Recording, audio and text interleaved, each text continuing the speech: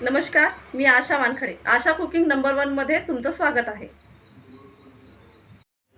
महाराष्ट्रामध्ये सर्वात जास्त जर कोणता सण हा साजरा केला जात असेल तर तो बैलपोळा आहे. पोळा आला म्हणजे ही पुरणपोळी आलीच. महाराष्ट्रामध्ये 2 सणांना पुरणपोळी ही हमखास केलीच जाते, जी आहे बैलपोळा आणि होळी. तर आता लवकरच 2 ते 3 दिवसांमध्ये बैलपोळा येणार आहे. अगदी मऊ लुसलुशीत आणि सोप्या पद्धतीमध्ये झटपट होणाऱ्या पुरणपोळ्या कशा बनवायच्या तर आज आपण बघूया. पुरणपोळीसाठी कधीही पीठ हे चाळूनच घ्यावे. पिठामध्ये अशा प्रकारे गहू असतात, त्यासाठी पुरणपोळीसाठी पीठ हे चाळूनच घ्यावे, नाहीतर पुरणपोळी करताना पोळी फाटते. यामध्ये मी अर्धा चमच मीठ घालून घेत आहे आणि हे पीठ जास्त घट्टही नको आणि जास्त सैलही नको, मीडियम अशा प्रकारे हे पीठ मळून घ्यायचं आहे. आता याला आपण थोडंसं तेल लावून तेलामध्ये मळून घेऊया.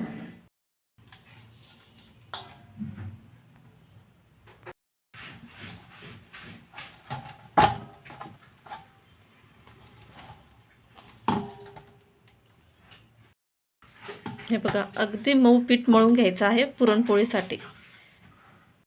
पुरणपोळीमध्ये सर्वात महत्त्वाचं हे पीठच असतं. जर तुमचं पीठ चांगल्या पद्धतीने मुरलं नाही तर पुरणपोळी फाटेल. जर तुमच्या पिठाची क्वालिटी जर चांगली नसेल, जर कितीही प्रयत्न करून जर ते छान असं चिकट पीठ जर येत नसेल तर तुम्ही त्यामध्ये 1 ते 2 चमचा मैदा पण वापरू शकता, जेणेकरून पुरणपोळी ही फाटणार नाही. पुरणपोळीसाठी मी 1 पाव डाळ घेतलेली आहे हरभऱ्याची. ही आपण स्वच्छ धुवून घेऊया.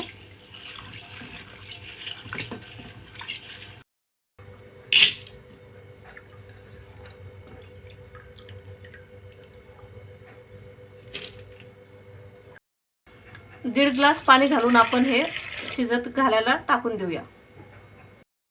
कुकरला छान 3 शिट्ट्या होऊ दिलेल्या आहेत मी आणि डाळ आपली छान शिजलेली आहे.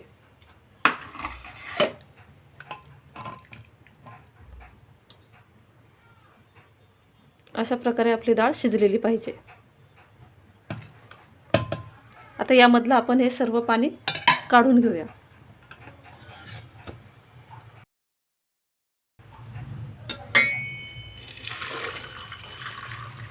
आपल्याला हे पाणी फेकायचं नाही आहे. आपण पुरणाच्या पोळीसोबत जो सार करतो ना, त्यामध्ये आपल्याला हे पाणी वापरायचं आहे. अशा प्रकारे मी हे पूर्ण पाणी यातलं काढून घेतलेलं आहे. आता हे पाणी मी एका भांड्यामध्ये काढून घेते.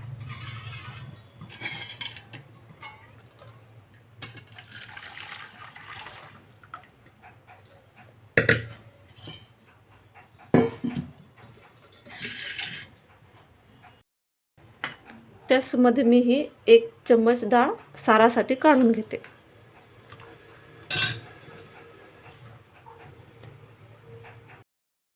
ही डाळ जेव्हा थोडी गरम असते ना, तेव्हाच या चाळणीमधून बारीक काढायची आहे आपल्याला. थंड झाल्यावर थोडं जड जातं, गरम गरम थोडी पटकन निघून जाते.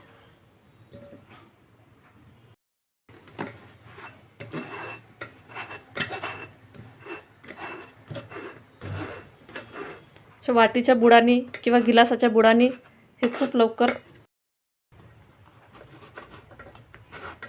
अशा प्रकारे मी पूर्ण डाळ ही चाळणीतून काढून घेतलेली आहे. अशा प्रकारे हे पूर्ण एकसारखं डाळ निघालेली आहे. पुरणाच्या चाळणीतून ही डाळ काढली तर याच्यामध्ये एकही गाठ राहत नाही किंवा डाळुंबी राहत नाही, त्यामुळे पुरणाची पोळी अजिबात फुटत नाही. त्या कढईमध्ये मी 2 चम्मच तूप घालत आहे.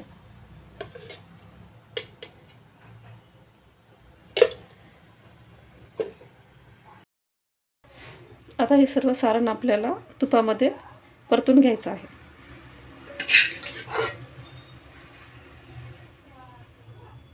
हे आपल्याला एकदम मंद आचेवरती परतून घ्यायचं आहे. आणि आता इथेच तुम्ही याच्यामध्ये साखर साखरेचं प्रमाण तुम्ही तुमच्या आवडीनुसार घेऊ शकता. जर तुम्हाला जास्त गोड आवडत असेल तर तुम्ही साखर वाढवू शकता.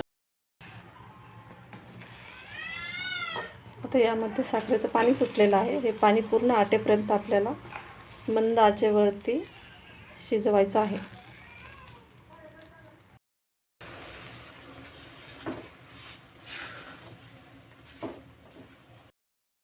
अशा प्रकारे पूर्ण हे साखरेचं पाणी आटलेलं आहे.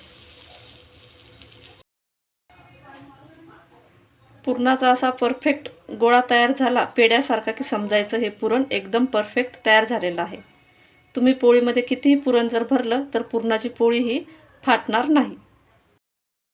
पुरणाला असा छान पिवळा कलर येण्यासाठी तुम्ही दुकानामधलीच रेडीमेड डाळ वापरायची. जर घरची डाळ वापरली तर त्याला भुरका कलर येतो. आणि बघा याला किती छान पिवळा कलर आलेला आहे. कोणताच वरतून कलर टाकायची गरज पडत नाही. पुरणपोळीसाठी मी असा एक उंडा घेतलेला आहे. या उंड्याला आपण असं खोलगट छान वाटीसारखं वाटी करून घ्यायची आहे.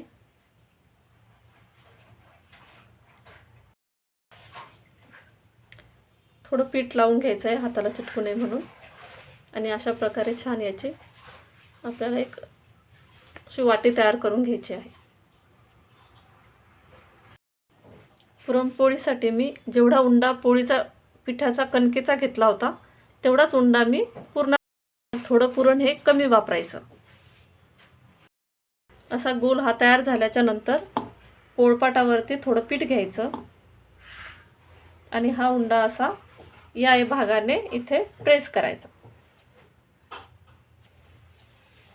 दोन्ही साईडने.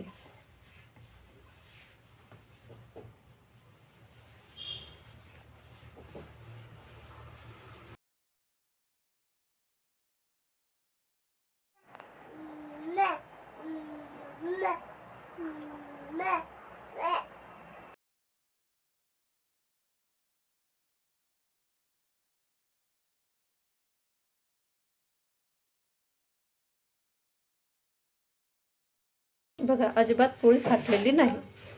आता याला आपण तव्यावर टाकून घेऊया. आता याला आपण असं पूर्ण तूप लावून घेऊया पूर्ण पोळीला.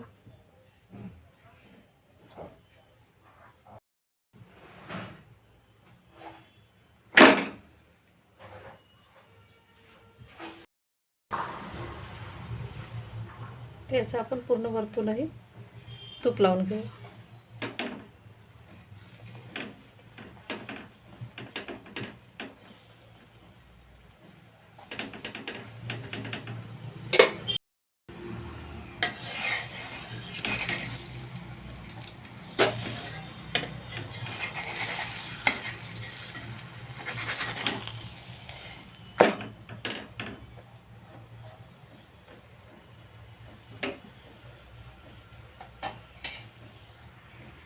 बघा कशी टम्म पोळी फुगलेली आहे.